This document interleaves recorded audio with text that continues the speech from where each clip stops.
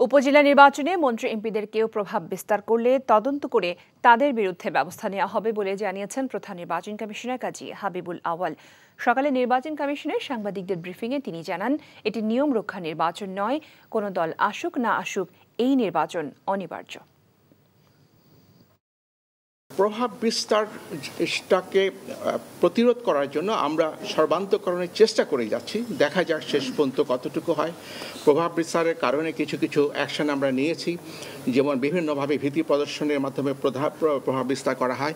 এরই মধ্যে একজনকে আমরা ডাকিয়ে এনে তার বক্তব্য শুনে তার প্রার্থিতা বাতিল করেছি এবং এই মেসেজগুলো আমরা রীতিমতো প্রায় প্রতিদিনই আমাদের মাননীয় কমিশনার, আমি নিজেও, জেলা প্রশাসক, পুলিশ সুপার তাদের সাথে কথা বলে থাকি।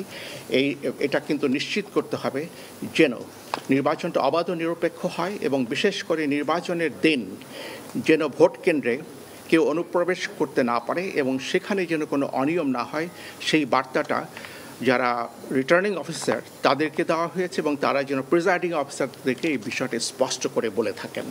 ওয়ালটন ফ্রিজ কিনে অনেকের মতো আপনিও হয়ে যেতে পারেন মিলেনিয়াল। সেরা পণ্যের সেরা অফার।